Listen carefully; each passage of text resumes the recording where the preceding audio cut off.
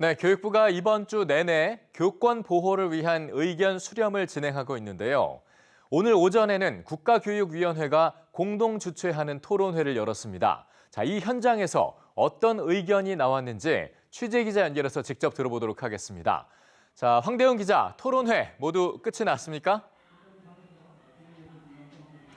네, 저는 지금 서울 코리아나 호텔에 나와 있습니다. 토론회가 지금 제 옆에 보이시는 왼쪽 연회장에서 열리고 있는 중인데요. 예정된 시간을 30분 이상 훌쩍 넘겨서 아직까지도 질의응답이 진행 중입니다. 지금 들으시는 것처럼 이제 찬반 단체 간의 대립이 좀 격화되면서 고성도 나오고 있는 상황입니다.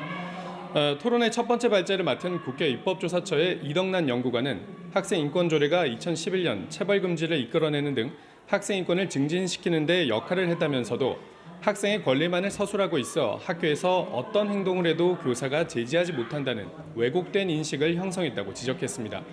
따라서 학생인권 조례를 교육 공동체의 권리와 의무에 대한 조례로 전부 개정해야 한다는 의견을 내고 이를 위해 전국의 17개 시도교육청 교육감들이 함께 나서야 할 때라고 짚었습니다. 또 조례의 실효성을 확보하기 위해 초중등 교육법에도 법적 근거를 마련해야 한다고 했습니다. 무고성 아동학대에 대해선 법적 책임을 물어야 한다는 주장도 나왔는데요. 한국교육개발원 황준성 본부장은 아동학대 신고는 너무 쉽게 이뤄지고 허위 신고에 책임을 물을 수 없도록 돼 있다며 아동복지법에 벌칙 조항을 추가할 필요가 있다고 짚었습니다.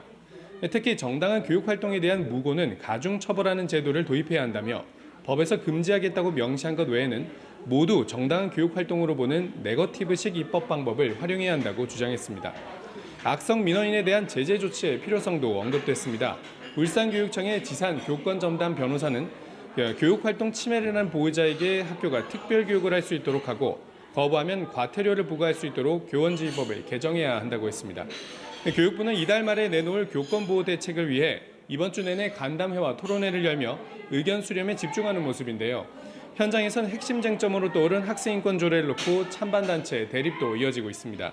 보수단체인 서울교육사랑 학부모연합은 학생인권 조례가 학생 탈선을 조장하고 교권 추락, 교실 붕괴를 불러왔다며 교사를 죽게 만드는 학생인권 조례를 폐지하라고 목소리를 높였습니다.